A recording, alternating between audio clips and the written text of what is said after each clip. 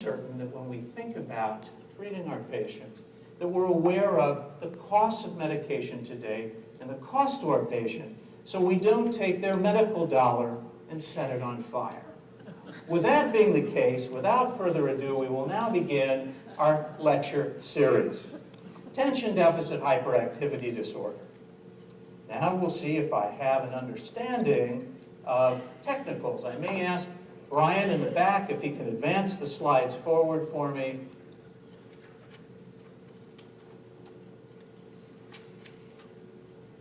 Perfect. These are our objectives. We have diagnostic tools that we use in the office and at schools. We're going to talk about those, the different medications, as I mentioned earlier, subpopulations. Some of our patients are going to be good patients for psychostimulants. Some will be good patients for non-psychostimulants. The advantage of psychostimulants, they work when you take them, they don't when you don't, they work again immediately upon taking them. The non-psychostimulant medications need to be taken every day. We're going to look at, as well, selecting the medications based on potential risks and side effects, as well as long-term use. Brian, I'll ask you to advance to the next, or here it goes. We'll see if this works.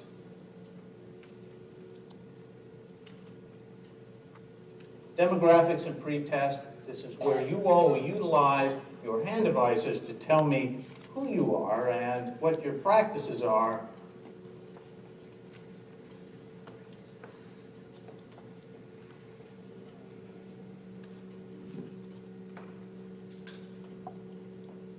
Brian, I may ask you to advance that for me if you can.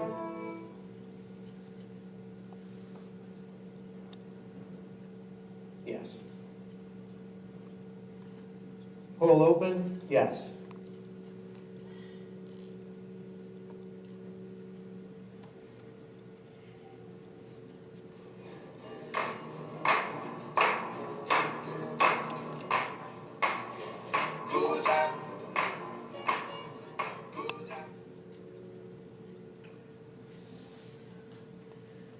Responses. The majority of us here today, I sense, are DOs, 92% of us, and then I see that other members of the practice are also here with us today. I want this to be practical and applicable for all of us, regardless of our clinical type practice. Most common effect of stimulant agents in children with ADHD, please vote on what you think is the most common benefit from utilizing a stimulant medication.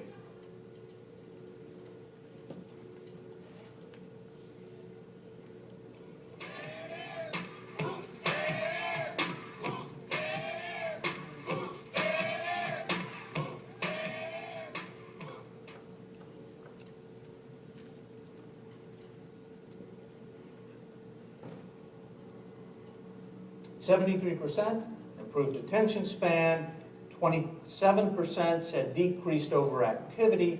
We'll see what the studies show us here momentarily.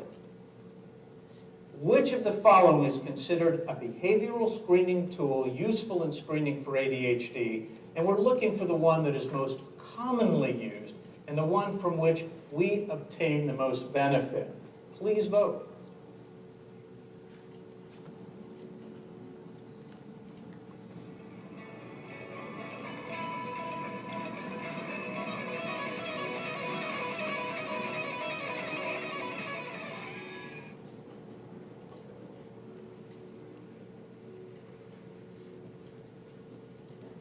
The majority of us voted for the Connors rating scale and the Vanderbilt assessment scales. And in fact, indeed, we use both. The Connors tends to be the most commonly used of the behavior rating scales. In fact, I'm honored to have been able to work on the Vanderbilt assessment scales when they were being formulated during my residency.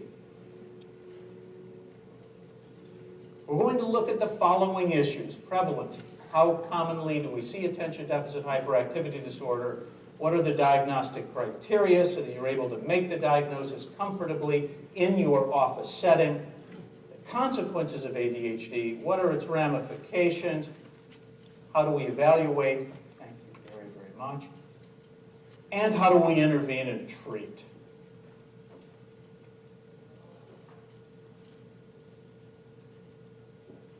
Prevalence in the U.S., according to this slide, ever diagnosed with attention deficit hyperactivity disorder, you will see, is over 5 million, or 8.4% of children.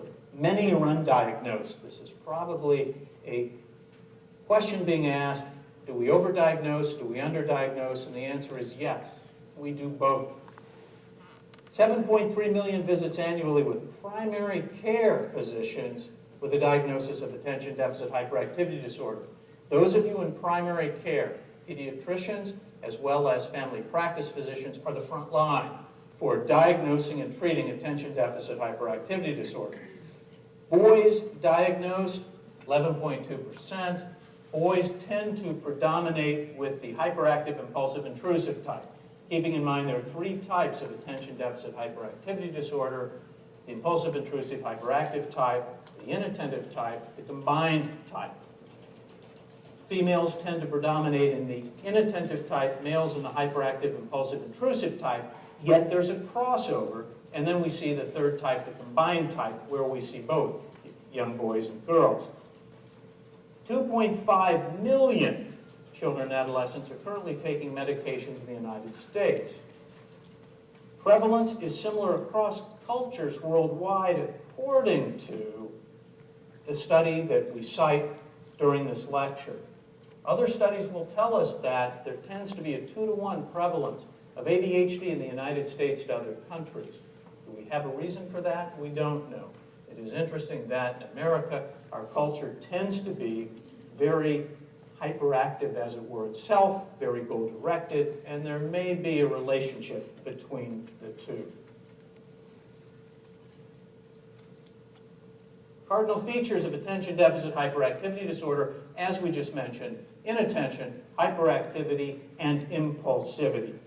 In order to make the diagnosis, the DSM-4-TR, which is the cookbook for diagnoses provided by the American Psychiatric Association, states that in the 3 sectors of a student's life, home, school, and play, we have to have a disruption in at least 2 of the 3. Typically, we see it in home and schoolwork. Oftentimes, we'll see it in all 3 sectors. The reality is that when we make the diagnosis, many youngsters with attention deficit hyperactivity disorder will play with other children who have ADHD as well, so we don't see any complaints about their play activities because the youngsters with whom they tend to associate are demonstrating the same behaviors and activities.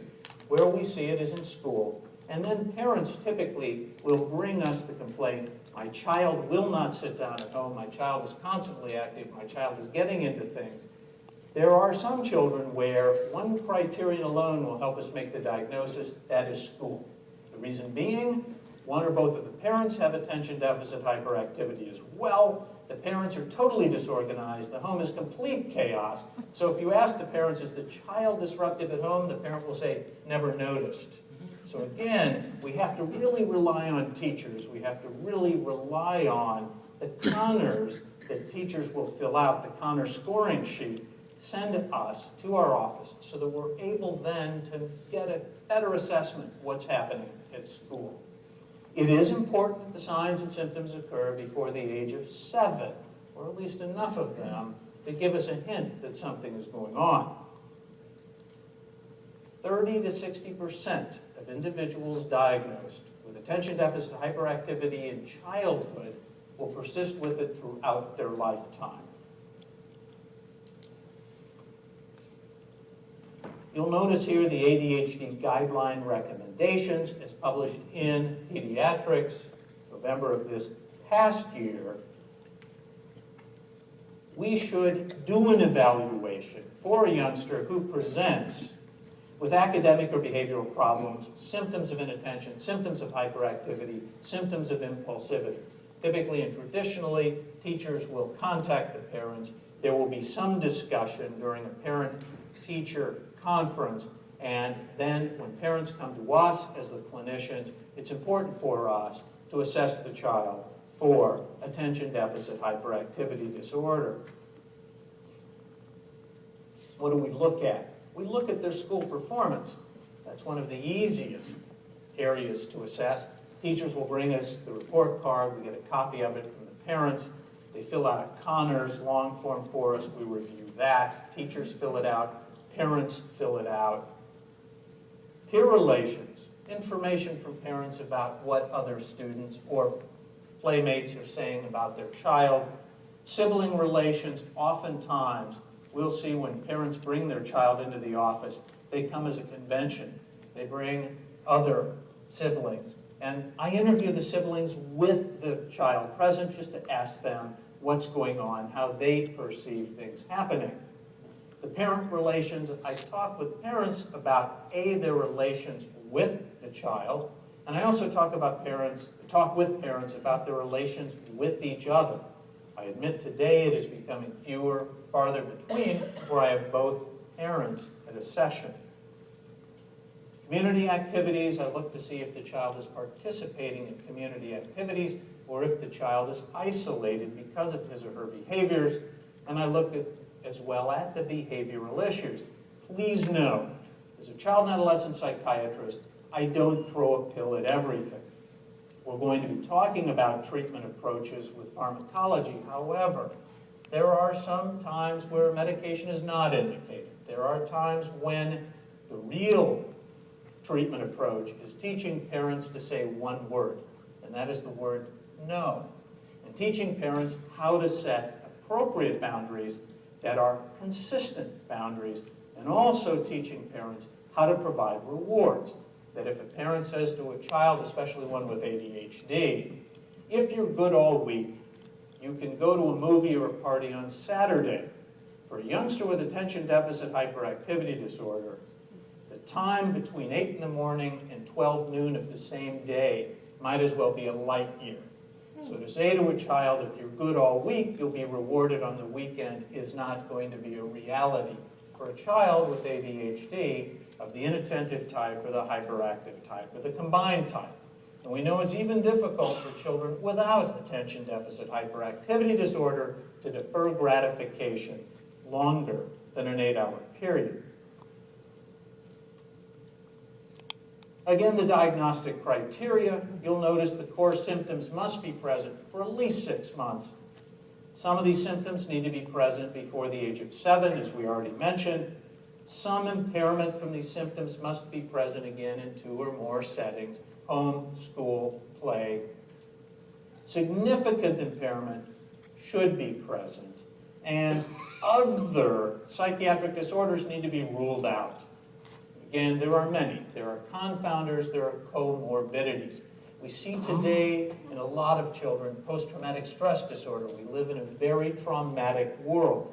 Children with PTSD oftentimes are misdiagnosed with attention deficit hyperactivity disorder, when in fact what's happening, their inability to focus and concentrate, is due to their reliving trauma or their fear of being in a traumatic experience. And so they withdraw, they daydream, they become fidgety because of underlying anxiety. So again, we have to be cautious. We're seeing more and more depression in children and adolescents. Depression can be confused with the presentation of attention deficit hyperactivity disorder.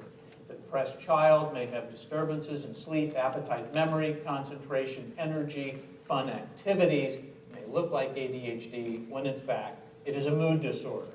We have to monitor as well for bipolar disorder in children. We're seeing more and more of that. Mood lability, moods up and down. The child looks as if he or she is oppositional and defiant, when in fact he or she may be suffering from a mood disorder that is treated with a major mood stabilizer. And thought disorders. We're seeing more and more thought disorders in the child and adolescent age group. When I was in residency, I was taught that we don't make a diagnosis of thought disorder until 18 years of age and above. No longer are we restricted by that age limitation. I am diagnosing and treating children with psychosis as young now as 6 and 7 years of age. So we need to be aware of that. Adolescent issues, it can be more difficult in diagnosing an adolescent. because it's hard to get adequate observers, individuals with whom we can talk. Oftentimes there are conflicts between adolescents and adults. We don't have as easy an access to peers as we do with younger children. Again, the risk of substance abuse is higher in the adolescent age group. We have to rule that out. Interestingly enough, many say that if we initiate children or adolescents on a psychostimulant, we're putting them at greater risk of substance use and abuse. The reality is that untreated children with ADHD are at greater risk of substance use and abuse than treated children, because individuals who have a psychiatric disruption don't like the way they feel. Their goal is to feel better. In that process, they're seeking to feel different. How do they do that? If they are not being treated by a clinician, they will go to the pharmacist on the street and they will obtain something from one of their friends.